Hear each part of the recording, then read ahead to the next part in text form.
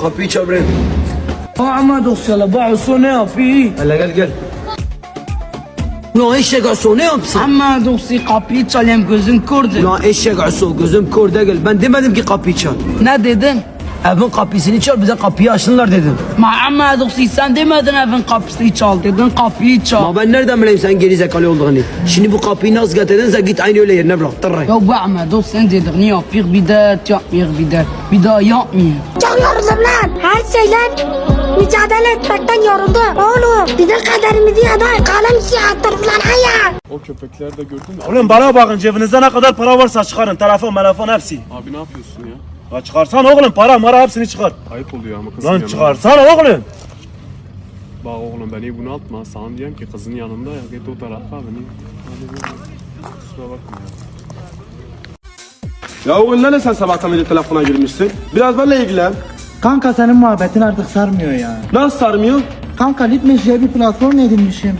İçinde çok güzel arkadaşlıklar, çok güzel sohbetler, çok güzel oyunlar, aktiviteler yapıyoruz. Maşallah sayarken yoruldum. Neymiş bana bir yasa başlasana burada. Kedi bana bir dolar verir. Biz olamayız. Ben seni sevemem ki. Neden sevemezsin? Çünkü ben seni seversem bu ülke bölünür. Ne alaka? Öyle diyor tarafsız gazete manşetleri. Hazdıkın terör içeren bir kelimeymiş. Biz severken kimseler ölmüyordu ki. Bazen biz ölüyorduk. Ama tekrar diriliyorduk. Ben seni Türkçe sevsem gözlerim Kürtçe bakar. Bilirler Kürdün bakışını. İsyan sanıp asarlar Diyarbakır meydanına. Ulan hayal.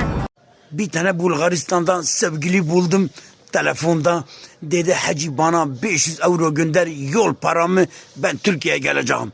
Valla ben de banka gittim 500 euro gönderdim hesabına.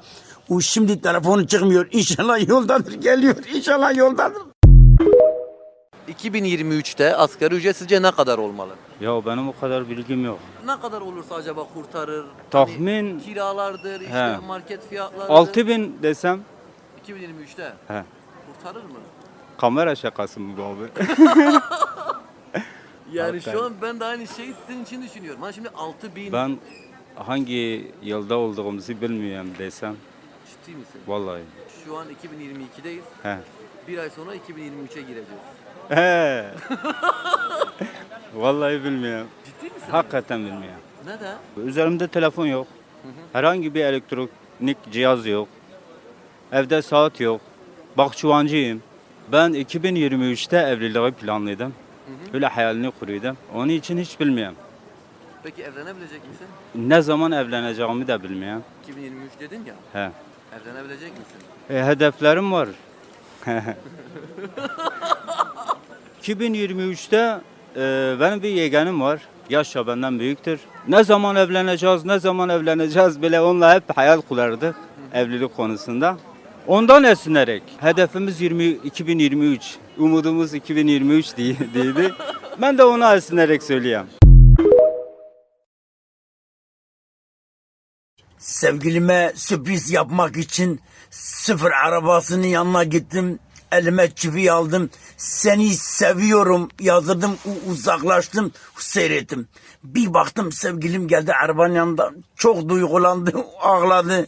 Demek beni çok sevdi.